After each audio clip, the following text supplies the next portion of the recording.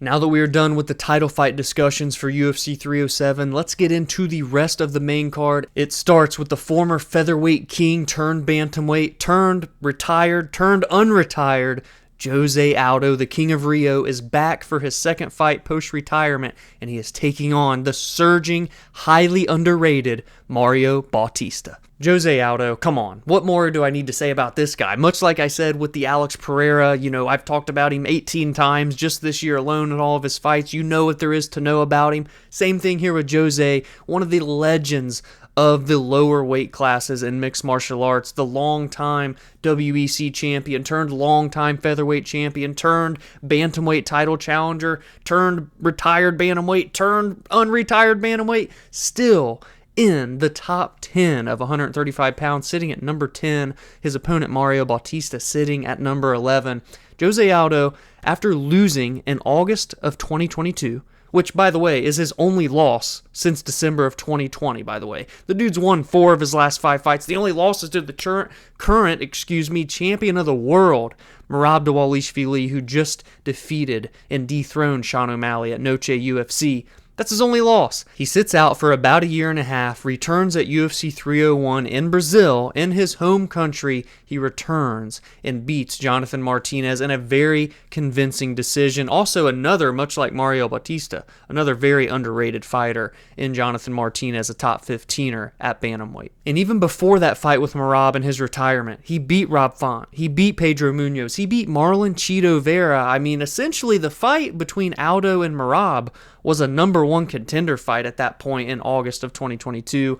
Now, I know it didn't quite turn out that way for Merab, but Aljo was the champion. They didn't want to fight each other. You get the point. Merab just went on to destroy like 18 other people. He finally has become the champion. But Jose here now, in his second fight post-retirement, will look to beat another prospect, beat someone that has a lot of momentum, and solidify that at 38 years young, he can still get the job done and remain relevant amongst the elite of the 135-pound division. But I will say it seems to be an uphill battle. Mario Bautista has not lost since March of 2021, has won 6 fights in a row, 3 of them by submission, 3 of them by decision. Most notable was in January of this year when he beat Ricky Simón, a former ranked top 10 fighter in this bantamweight division. Now, if you go before that, the names aren't anything that are going to knock your socks off, but if anyone's winning 6 fights in a row in the UFC, it is very meaningful. Mario is as legit as they come. I believe at one point was even slated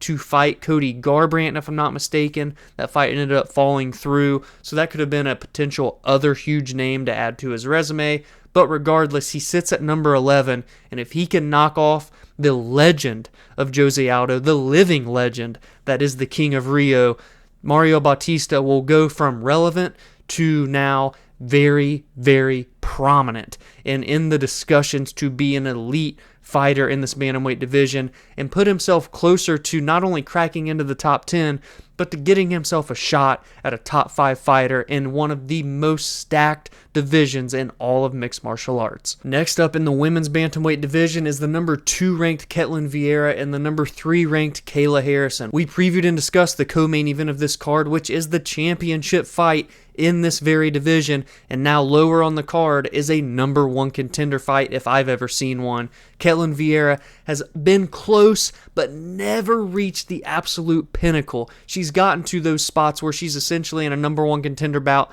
See her fight in January of 2023 when she lost to Raquel Pennington. What happened for Raquel after that? She went on to become the champion. So had Ketlen won that very close split decision, for all we know, it could be Ketlen Vieira versus Juliana Pena at UFC 307, but that's not the way the cookie crumbled. She's here now to make it 2 straight victories, to make it 4 of her last 5 as W's in that column. To do so, she will have to take on a 2-time Olympic gold medalist, a 2-time PFL champion, and now turned UFC top 3 ranked bantamweight, Kayla Harrison. Having just turned 34 years old in July, Kayla Harrison couldn't have entered the UFC at a more perfect time, in my opinion. She entered right in her prime, was thrown right in on the biggest card of all time for her debut against a former champion and legend of not only the UFC, but of women's boxing in Holly Holm. And Kayla destroyed her and got the second round submission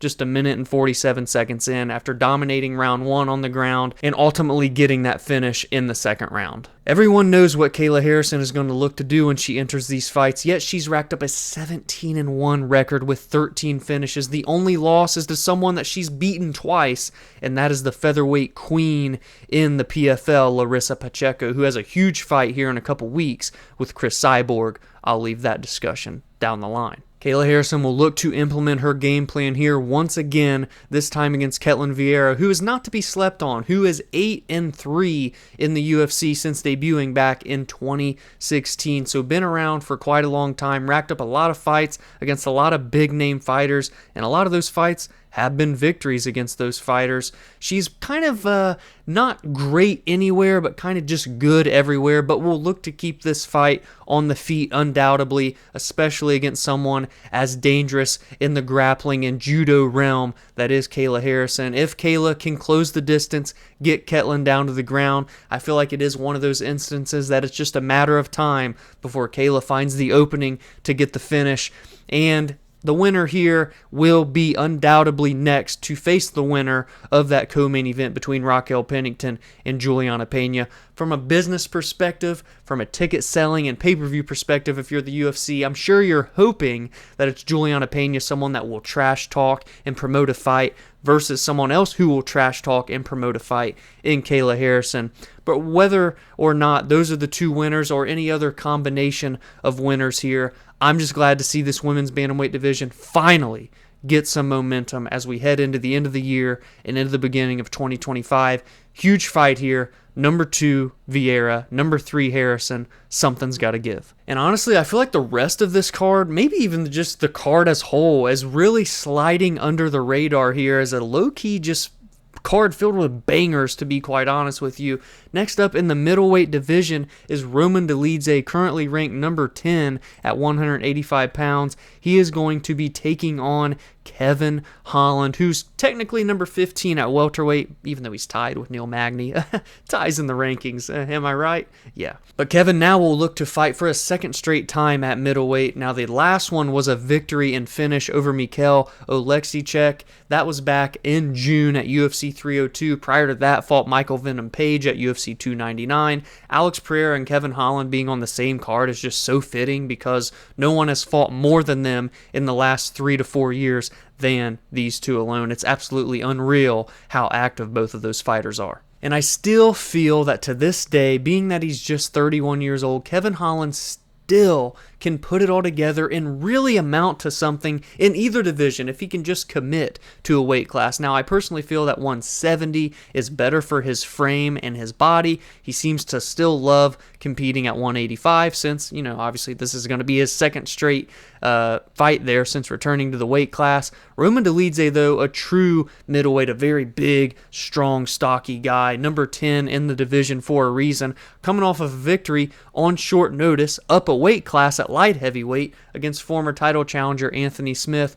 Prior to that, though, let us not forget, Dolidze is on a 2-fight losing streak at 185 pounds, albeit it's to Nasruddin Imavov, who's on a 3-fight win streak over him, Jared Cannonier, and most recently, as of last week, Brendan Allen, and the other loss, a decision to Marvin Vettori, a former title challenger. But before those two losses, Roman Dolidze had tallied off 4 straight victories, 3 of them via finish, most notably a finish over Jack Hermanson in December of 2022. So we look to get his first win in the weight class in nearly 2 years, but all in all make it 2 straight victories in just a matter of 3.5 months. Next up is the prelim headliner. If that doesn't tell you how stacked this card is, I don't know what is. Stephen Thompson, former 2-time title challenger, taking on Joaquin Buckley, number 9 versus number 11 in this weight class at 41 years young. Stephen Wonderboy Thompson, from a physical standpoint, looks as better as ever, but has lost 3 of his last 4 fights as he enters here. His most recent bout was in December of 2023, so a decently long layoff for Wonder Boy. Prior to that, he did get a victory in December of the following year against Kevin Holland. So only 2 fights dating back to December of 2022, 1 win and 1 loss for the former title challenger in Wonder Boy here. But he will look to right the ship. A lot of red as of late in the career of Stephen Thompson, but he's fought nothing but the best of the best, dating back to when he challenged Tyron Woodley twice, fighting Jorge Masvidal, Darren Till, Anthony Pettis, Vicente Luque, Jeff Neal, Gilbert Burns, Bilal Muhammad, Kevin Holland, Shavkat Rakhmonov last December. Are you kidding me? I can't believe I actually just rallied off all those names with little to no issue there. Little pat on the back there for myself, but I digress. That's an insane resume. Look at the names there. No wonder there's some wins. No wonder there's some losses even. Bilal Muhammad, the current champion. Shavkat looks to be all but the number 1 contender to challenge Bilal next. Gilbert Burns, another title challenger. I mean, the list goes on and on. Joaquin Buckley, though, the newly ranked top 15 fighter, has been absolutely surging, and fight by fight, he continues to evolve and show how much he is growing as a mixed martial artist. 4 wins in a row, hasn't lost since December of 2022 when he got finished by Chris Curtis. Of these 4 wins, he's finished 2 of them and had 2 very convincing decision victories as well. But the biggest one of the 4 was a finish in the second round of Vicente Luque, a massive victory in March of this year. He will look to now be 3-0 in 2024, Joaquin Buckley, and get the biggest win of his career, maybe tied with that of which Vicente Luque, now here against Stephen Wonderboy Thompson. And if he does, he will crack into the top 10 and be maybe, just maybe, 1 more win away from title contention. And lastly, from an X's and O's and storylines perspective, is the number 6 ranked women's strawweight Marina Rodriguez and the 14 ranked Iasmin Lucindo. Marina Rodriguez at one point was an absolute unquestioned number 1 contender in the women's strawweight division, yet never got that crack at the title and instead had to take another fight against Amanda Lemos, and ever since then,